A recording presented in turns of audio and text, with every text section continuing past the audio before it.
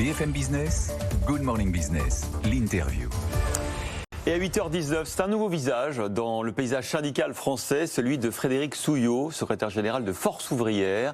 Merci beaucoup d'être avec nous pour le petit déjeuner. Bon, je n'ai pas de café à vous proposer, mais vous aurez un déjeuner, j'imagine, plus copieux à l'Élysée tout à l'heure où vous vous rendez. Vous y allez dans quel état d'esprit à l'Élysée? Qu'est-ce que vous attendez de cette rencontre avec le président? Alors, je ne peux pas dire que j'en attends quelque chose. Depuis qu'il est élu président de la République, les organisations syndicales, dont la mienne, avaient demandé ce rendez-vous. Aujourd'hui, que ce rendez-vous tombe avant la période de réserve et juste avant le premier tour des législatives, on sent qu'il y a un petit peu de communication, mais moi je vais y aller pour expliquer les choses. Vous y allez parce que M. Martinez, à la CGT, n'y va pas. Chacun fait ce qu'il veut pour son organisation. On avait demandé un rendez-vous.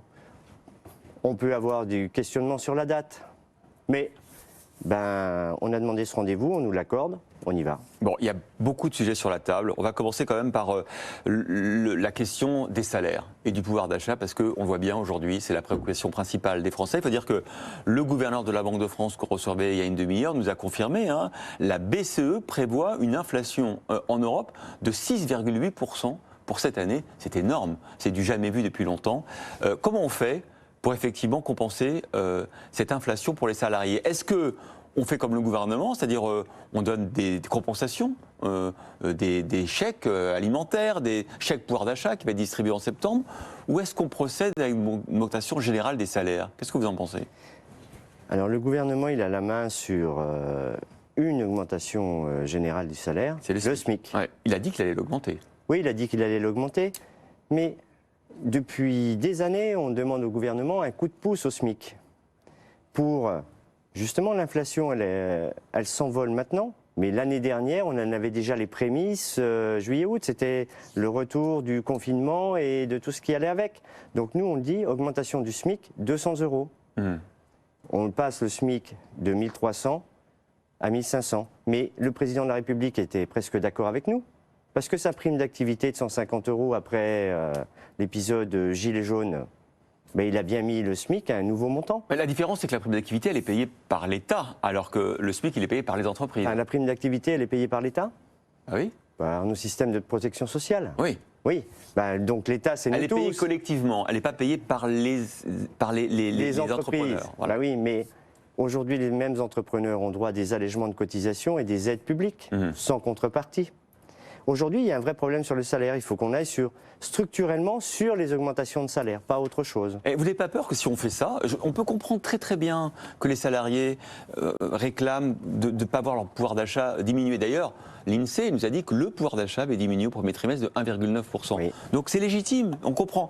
Mais vous n'avez pas peur que ça entame la compétitivité de nos entreprises et donc demain nos emplois? Si on est moins compétitive, on va moins vendre et donc on va moins embaucher. Alors, moins vendre, moins embaucher, moins fabriquer, oui. Et ce n'est pas déjà le modèle que nous avons en ce moment, où on a délocalisé une grande partie de notre production industrielle et nous demandons la relocalisation et on l'a vu pour les masques et pour le reste. Et on a toujours regardé les choses sous le volet économique. Le travail est un coût. La productivité des travailleurs français est bonne, elle est élevée.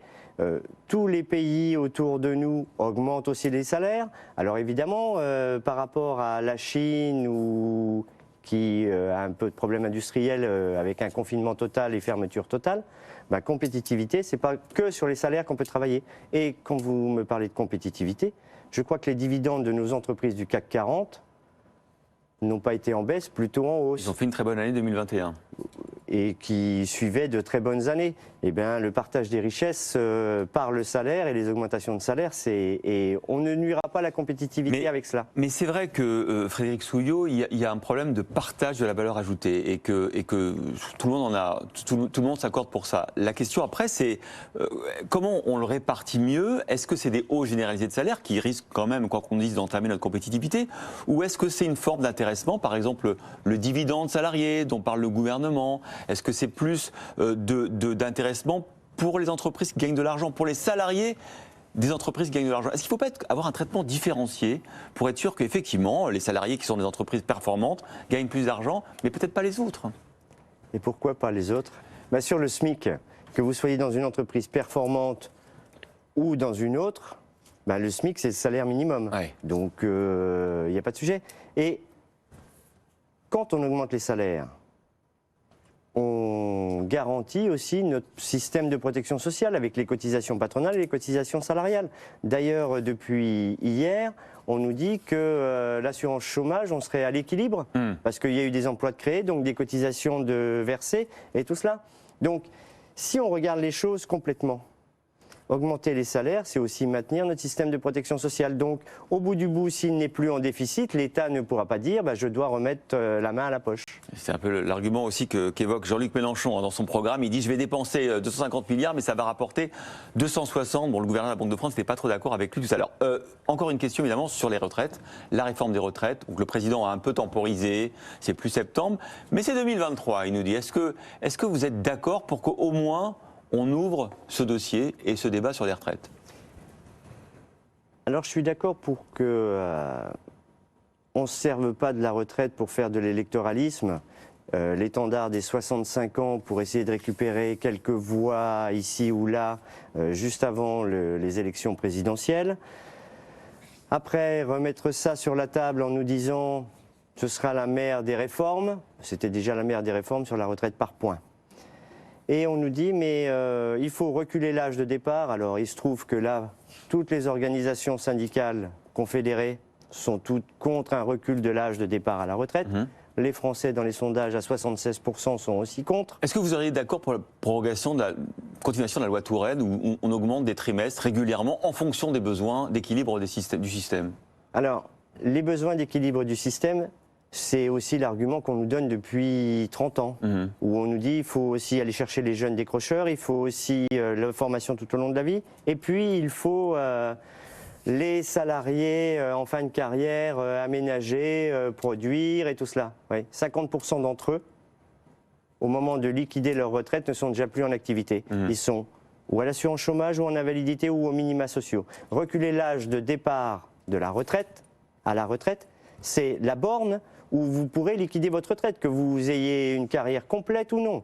Ben, si on le recule, ces gens-là, on les laisse 1 an de plus en invalidité, on les laisse 1 an de plus aux minima sociaux, ou on laisse les employeurs faire des ruptures conventionnelles à 58 ans pour leur dire « bon, ben, allez à l'assurance chômage, c'est mieux que chez moi ».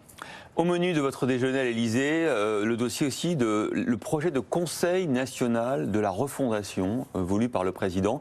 Est-ce que c'est une bonne idée ou est-ce que, selon vous, c'est une manière de contourner les syndicats, de vous diluer? Alors nous diluer, je ne sais pas, parce qu'avant qu'on nous dilue, on ne se laissera pas diluer. C'est peut-être une manière d'essayer de nous instrumentaliser. Aujourd'hui, il existe le CESE, le Conseil économique, social et environnemental. Ouais. Pourquoi créer...